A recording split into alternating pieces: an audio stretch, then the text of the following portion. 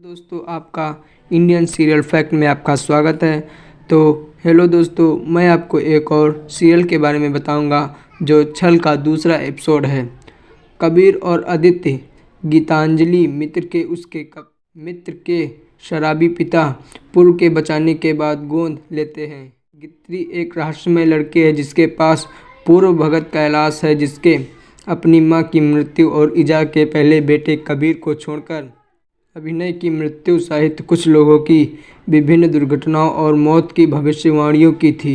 सभी भविष्यवाणियां सच होती हैं। इस इजा को वास्तव में क्रोधित करता है और विश्वासघात के खूनी खेल को प्रोत्साहित करता है। भाई इजा की मां, जो एक विशेषज्ञ कला जादूगर है, दर्ज करें जो गित्री को पूर्वजनक कैलाश के बारे में भी है, वह कबीर को मारने की इजा के साथ मिलती है। भाई ने एक जादूगर आकर्षण तैयार किया जिसके इजा ने अपने पहनना, और क्योंकि आकर्षण गित्री को उस व्यक्ति के भविष्य की भविष्यवाणी नहीं करने में विभिष्ट थी जो इस पहनता है, और इस इजा के रणवीर के साथ युग्म की दस्तक बेटी अपने बेटे अभिनव की मौत का बदला लेने के लिए जन्मदिन की पार्टी में कबीर को मारने की योजना बनाती है। रणवीर पूर्व को काम पर रखने के लिए उसे कबीर को मारने का आदेश देता है, जबकि वह अपने जोकर की पोशाक में आता है। गित्री कबीर की मौत के डर से कबीर के पोशाक न पहनने की भीख मांगती है। आदित्य पोशाक पहनता है और पार्टी में शामिल हो जाता है।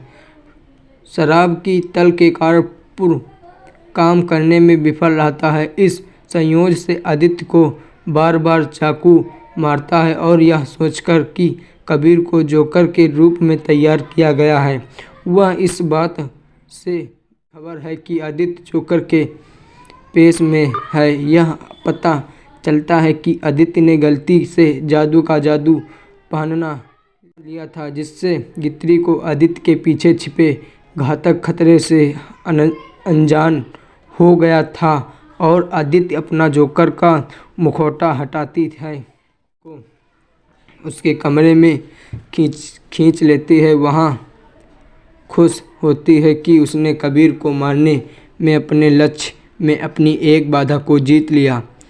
अब कहानी में अलौकिक मोड़ आता है। आदित्य लगातार इसको डांटते हुए यह नहीं जानती कि वह मर गई है, जबकि इजा उसका एक भी शब्द नहीं सुनते हुए कमरे के बाहर चली आती है। आदित्य भूत बन गई है।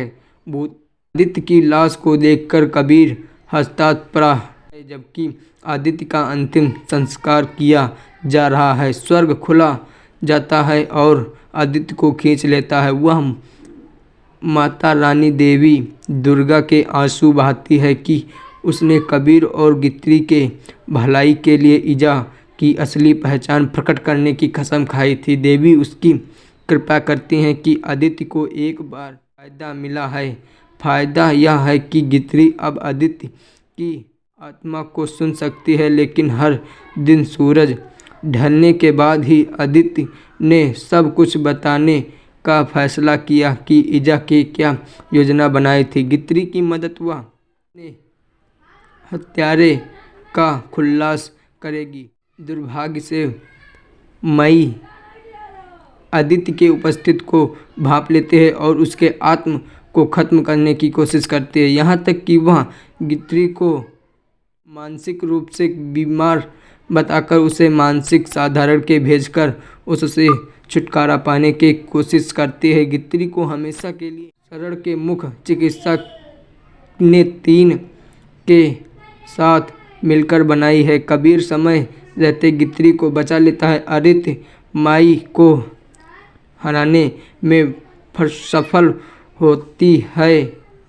कबीर को समझाने के कई प्रयासों के बाद भी गित्री आदित्य की आत्मा को सुन सकती है। माँ बेटी की जोड़ी सफल होते हैं क्योंकि गित्री कबीर को नेहा और ऋषि की पूरी कहानी बताती है, जिसे छोटी लड़की को पहले तो बिल्कुल भी नहीं पता चलता था। आदित्य भाई को हराने के सफल होती है और कबीर को समझाने के कई प्रयासों के बाद भी गित्री आदित्य की आत्मा को सुन सकती है। कि गित्री कबीर को नेहा और रिस पूरा कहानी बताती है, जिसे छोटी लड़की को पहले तो बिल्कुल नहीं भी पता चलता। आदित्य भाई और हराने में सफल रहते हैं। कबीर को समझाने कबीर को मारने के लिए रणबीर भी ईजा के साथ मिलकर काम करता है। कबीर को मारने के लिए पुरुष गित्री की असली पिता को काम पर रखना गित्री के जन्मदिन पर पार्टी में पहले ही विफल हो चुका था। पू भी मानसिक शरण में उसका अपहरण करने के विफल रहा था। उससे रणबीर पुर को एक सुनसान जगह में छुपा देता है, जहां ना तो पुलिस और ना ही कबीर उसे ढूंढ पाएंगे। लेकिन कबीर और गित्री रंगे हाथों पकड़ लेती है। कबीर आदित्य की आत्मा के माध्यम से ईजा के वास्तविक सत्य का पता लगाता है। माता रानी के अनुरोध पर कबीर अब आदित्य को भी सुन सकते हैं। वह उससे वादा कि ईजा भी जल्द ही पकड़ी। ने अपनी संपत्ति का आधा हिस्सा अपनी बेटियों को दे दिया। वह कबीर को अपनी बहन समझाने के कई प्रयासों के बाद भी गित्री आदित्य की आत्मा को सुन सकती है। जल्द ही पकड़ ली जाएगी। कबीर के चाचा बदल जाते हैं, क्योंकि उन्हें पता चलता है कि आदित्य की मृत्यु के मरने में आदित्य ने अपनी बेटियों के नाम पर अपनी आधी संपत्ति का हस्ताक्षर किए थे। वह कबीर को सच बताता है कि वह उसका इरादा आदित्य को हमेशा नुकसान पहुंचाने था, लेकिन उसने अपनी पत्नी छोटी लड़की को पहले तो बिल्कुल भी पता नहीं चलता।